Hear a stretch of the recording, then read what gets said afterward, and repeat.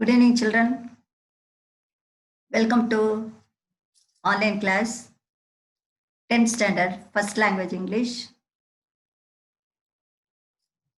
non-detailed, second lesson, Karna, written by C. Rajagopal Achari. So we are going to read about Karna. So the Mahabharata is a great epic. It abounds in characters who are models of the great qualities. So among them, Karna is also one. And we'll see about the author. Chakravarti Rajagopalachari, his lifetime, 1878 to 1972, was a lawyer, writer, and a statesman. He was an accomplished writer who made a lasting contributions to Indian English literature. In 1957, he wrote an abridged retelling of the Mahabharata in English, followed by one on the Ramayana in 1957. These stories are originally written in Tamil and were rendered into English mainly by Rajaji himself. To have preserved the beauty and spirit of the great original in refined and simple English is an achievement of the highest order. He was also one of the founders of Bharatiya Vidya Bhavan, an organization dedicated to the promotion of education and culture. The episode you have read now are extracts from different chapters of his Mahabharata. So now, Karna. So this is a non-detail. Then we'll go through the lesson page by page. So this is 130th page, this one. That is the Pandavas and the Kauravas learnt the practice of arms first from Kripacharya and later from Drona. So a day was fixed for a test in exhibition of their proficiency in the use of arms in the presence of the royal family. The public had also been invited to witness the performance of their beloved princes. And there was a large crowd assembled in the arena. Arjuna displayed superhuman skill with his weapons, and the vast assemblage was lost in wonder and admiration. Then Duryodhana's brow was dark because envious of Arjuna and hateful towards Arjuna.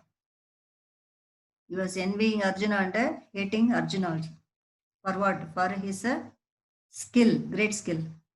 At the close of the day, there came suddenly from the entrance of the arena a sound that is like thunder, the sound made by the slapping of mighty arms in challenge. All eyes turned in the direction they saw, whom they saw, that is a godlike youth who was very bright and powerful. He cast a negligent salute to Dronacharya and Kripacharya and went to Arjuna.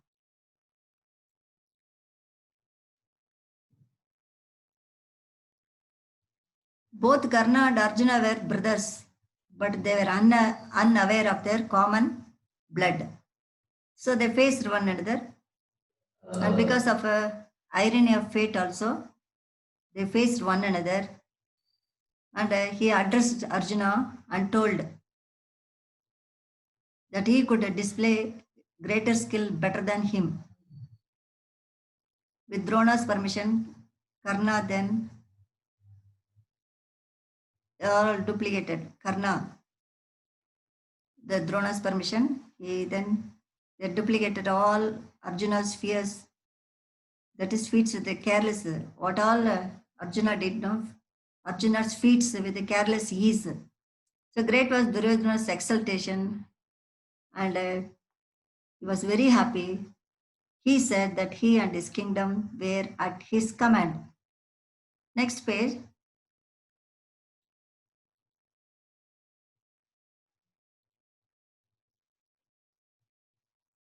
And Karna challenged Arjuna like this. And even then he told, that is, O Karna, slain by me, thou shalt presently go to the hell. So what is that? That is, he was very happy. Who was very happy? That is, Duryodhana was very happy because somebody found against Arjuna. No? He clasped Karna again to his bosom.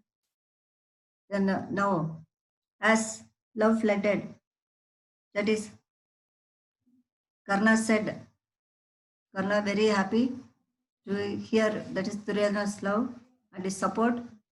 Then he said he wanted two things only. What are they? One was his love, and the other was his that is permission for a single combat with the Arjuna. His heart filled with anger and said, and he would be killed and sent to the hell where the uninvited intruder without invitations. For this, Arjuna is answering. That is, Arjuna is answering Karna. That is, he has come uninvited, isn't it? So he will be sent to the hell where the uninvited intruder without invitation. So for this, Karna laughed and told her, in scorn, he said, this arena is open to all. This arena is open to all. So that's, oh Arjuna, not to you alone. So might is a sanction of sovereignty and the law is based on it. And he told him, with his arrows you talk with me, not with the words. So thus he challenged Arjuna with the Drona's permission. He stood ready for combat. Karna also confronted, that is ready for challenge, with a weapon in hand. The divine parents of the heroes, that is, wanted to encourage their heroes, means here Karna and Arjuna, they wanted to encourage their offspring and witness this fateful battle. That is Indra, that is the Lord of thunder clouds, and Bhaskara, that is infinite rays, simultaneously appeared in the heavens. That is Surya, that is Bhaskara, father of Karna, and Indra, that is the Lord of thunder clouds, father of Arjuna. Both of them appeared in the heavens. Then Kunti saw Karna. She recognized him as her firstborn, and seeing him to get ready to fight with her other son Arjuna, she was stupefied, that is shocked, with anguish, not knowing what to do.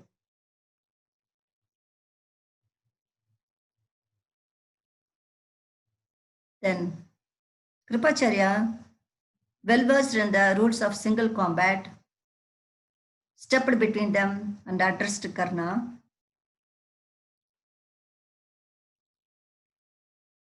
He objecting Karna joining the battle. He objected Karna to join in the battle because his lineage and parentage were unknown. And Arjuna, being a high-born prince, he could not engage in a single combat with the unknown adventurers. When he heard these words, Karna bent down his head like a lotus under the weight of rainwater. And Duryodhana stood up and announced that he would crown Karna as the king of Anga. Then he obtained the assent of Bhishma and Dhritarashtra. He performed all the necessary rites and they invested Karna with the sovereignty of the kingdom of Anga, giving him the crown, jewels, and other royal insignia. At that moment, as the combat between the youthful heroes seemed about to commence, the old charioteer Adhiratha, who was the foster father of Karna, entered the assembly, staff in hand and quaking with fear. No sooner did he see him than Karna, the newly crowned king of Anga, bowed his head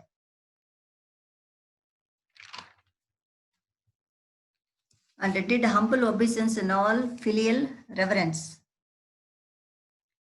On seeing that the old man called him son, embraced with the tears of love, he said, already moistened by the water of a coronation. On seeing this, the charioteer called Karna his son. Then Bhima roared with laughter and said that he should take up the driving, as he was fit only to drive a chariot, who was befitting officer, which was befitting of his patronage. He was not worthy of combat with Arjuna or to rule Anga. The Karna lips trembled with anguish, and he speechlessly looked up at the setting sun with a deep sigh. But Duryodhana broke in indignantly. He admonished Bhima for speaking so contemptuously about Karna. He said that great heroes and mighty rivers, they should not be trained to their, they should not be then treated to their, that is, to their sources and traced. They should not be traced to the source. Which one? Heroes and mighty rivers. We should not see the origin. And pointed out there might be awkward questions about Bhima's origin also. So he pointed to Karna's, that is god-like form, bearing his armor and earrings and his skill with weapons. So what he said? He said that something must be there, that is mystery about him. For that's why he is that is looking, that is noble, of noble birth and definitely worthy to rule the whole world. Then he supported Karna and he talked like this to Bhima. Duryodhana took Karna in his chariot and drove away. And the sun set and the crowd dispersed in a tumult. That is, there are groups of the people according to their prediction, according to their predilection, that is according to their purpose or according to their preference, according to their preference. Some people glorified Arjuna, some people glorified Duryodhana, and some glorified Karna. So the people then afterwards all dispersed. Indra foresaw that a supreme contest was inevitable between his son Arjuna and Karna. So what he did? He put on the garb of a Brahman and came to Karna, who was reputed for his charity. And he begged of him his earrings and armor. The sun god had already warned Karna in his dream that Indra would try to deceive him in this manner. Still, Karna could not bring himself to refuse any gift that was asked of him. Hence, he cut off the earrings and the armor with which he was born, and he gave them to Brahmana. Indra, that is king of gods, was filled with surprise and joy. After accepting the gift, he praised Karna as having done what no one else would do, and shamed into generosity, and bade Karna ask for any boon he wanted. As Karna desired to get Indra's weapon, that is the Shakti, which had the power to kill enemies. So Indra granted the boon, but with a fateful proviso. That is condition. What is that? He can use that weapon against but one enemy,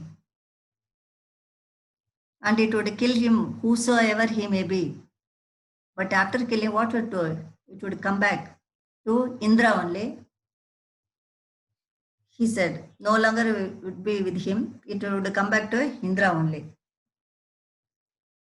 And Karna accepted, and this was Indra, after giving the boon, and he disappeared. Now, next one. Karna went to Parshrama. You know that? How? In the guise of a Brahmana, to learn the use of a master weapon, that is Brahmastra. Parshrama trained him to the point he himself declared Karna to have surpassed him in the arts of war. So one day, Parshrama was reclining with the head on Karna's lap. That is, an insect, stinging worm. That worm, that is it would came and he hit a bit, that is Karna's thigh. And despite the pain, Karna did not move as it would disturb his master's sleep. So he didn't want to disturb the master's sleep, even though the stinging worm bit Karna's thigh. But the insect bit deep into Karna's thigh, causing blood to flow out, and the warmth, the feel of which woke up Parshrama. And they deduced at once that Karna was a Kshatriya, because Kshatriya only, that is a warrior who could withstand such pain without flinching.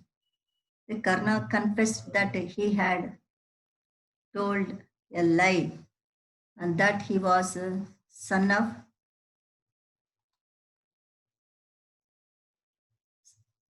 Adirath, that is a charioteer. Parshrama, in his anger, pronounced a curse on him, stating that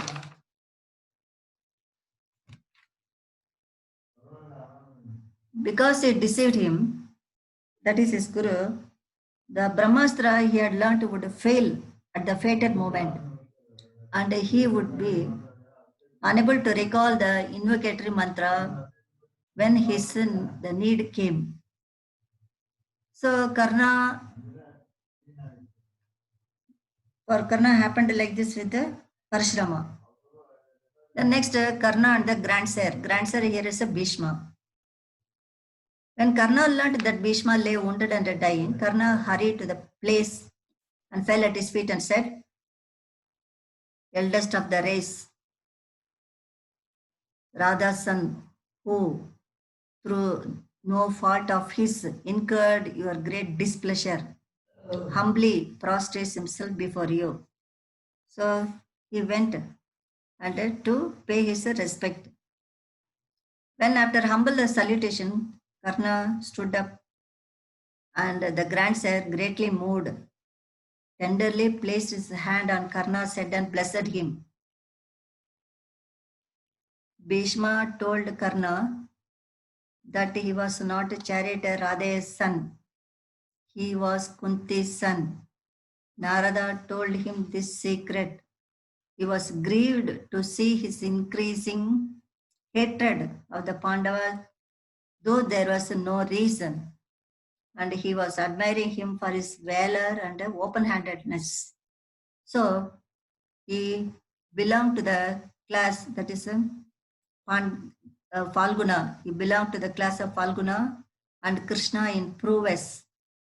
So it is proper. So he told him to befriend the Pandavas, and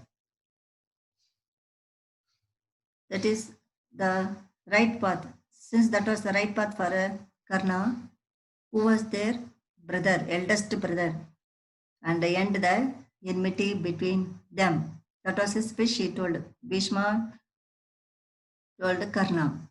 Karna, having received the benediction of the grandsire, he replied, that is,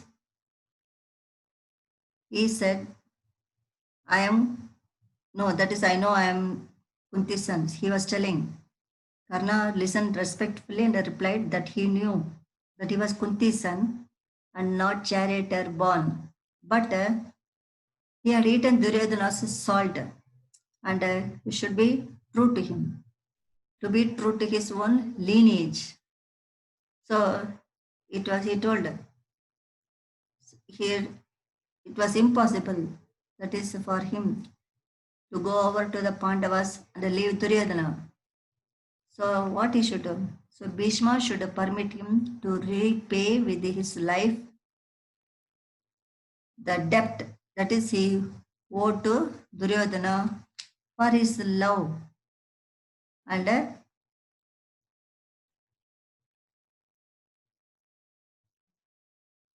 trust, for his love and trust. So in word and deed, he had made many mistakes. So he asked his forgiveness and blessings for him. Karna wanted Bhishma's blessings. Bhishma also blessed him to do what was right to him. And Karna, being received the benediction, so Karna, he having received the benediction of the grandsire, he mounted his chariot and rode to the battlefield. When the valorous Karna entered the field on his war chariot, Duryodhana's joy knew no bounds. His sorrow at having lost Bhishma was in some degree alleviated, that is reduced. Now I will say how Karna died, the death of Karna. The princess of the Kaurava army installed that is Karna as a generalissimo, that is a head of all army. Then Karna stood up in his gorgeous war chariot driven by Salya. The dauntless confidence of his bearing and his great renown as a warrior heartened the Kauravas. Then followed a great battle. The son of Surya sent a dazzling arrow which spat fire and made for Arjuna like a serpent with his flaming double tongue out. Then Krishna, Arjuna's charioteer, at the nick of time, he pressed the vehicle down 5 fingers deep in the mud so that the serpent shaft just missed Partha's head, that is Arjuna's head, but struck off his helmet. And Arjuna was red with shame and anger, and he fixed a dart on his bow to make an end of Karna. And Karna's fated hour was come, and as had been foretold, the left wheel of his chariot suddenly sank in the blood mire. He jumped down on the ground to lift the wheel up from the mud. Karna, that time, he appealed to Arjuna, that is, because he was aiming, Arjuna was aiming to send an arrow. But Karna appealed to Arjuna, that is a sense of dharma. And Karna remembered the curse that had been pronounced on him. That time, Krishna intervened and he recounted many acts of Karna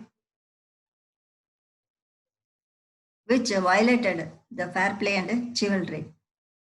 First, he was asking Karna and Duryodhana and Dushasana and Shakuni, they had dragged Draupadi to the hall of assembly and insulted her.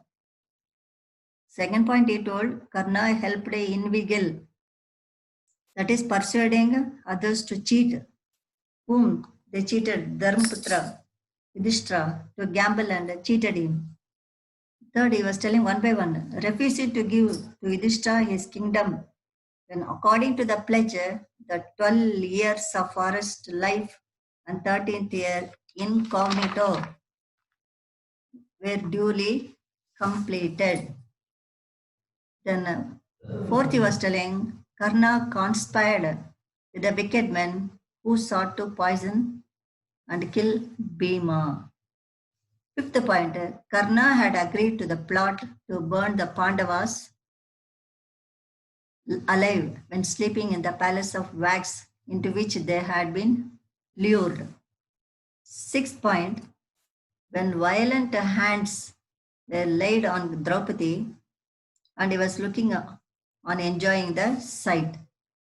Seventh, he mocked at her saying to marry another husband as her husbands had left her unprotected. Eighth one, the tongue that was not ashamed to utter those words now talks of chivalry. When, that is another ninth one, when Abhimanyu was surrounded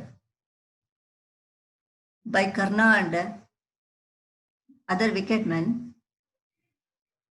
he was shamelessly slew. Who, that is, who Karna slew him. Was it that chivalry? So, like that, Krishna told not to talk of chivalry and fair play because those words he never honored them. So when Krishna was denouncing Karna in this manner, for what he was telling all these things so that Arjuna will get angry and he will come to prompt action. For that only Krishna was telling all the incidents that happened so far in the past. And Karna bent his head in shame and uttered not a word. And he silently ascended the chariot, leaving the wheel still stuck in the mud, and took his bow and sent an arrow at Arjuna with the unerring aim and such power that it stunned him for a moment. And Karna utilized the respite one, that is, to jump down again and hurriedly tried to lift the chariot wheel up. But the curse was too strong for him, and fortune had deserted the great warrior. The wheel would not budge, though he strove with all his great strength. Then he tried to recall the mantras of mighty astras he had learned from Parshurama, but his memory failed in the hour of his need. Even Parshurama had foretold. And Krishna urged Arjuna to kill Karna by sending his shaft. Arjuna's mind was wavering. According to the code of honor and the laws of war prevailing then, it was wholly wrong to kill when he was not ready for the fight. But it was Lord Krishna who revealed the absence of fair play in Karna's behavior and how he had breached the dharma. So he urged Arjuna to shoot. Arjuna accepted this command of Lord Krishna and sent an arrow which cut and severed the head of Karna. And the poet had not the heart to impute this act to Arjuna, who was the embodiment of nobility. Arjuna was the embodiment of nobility.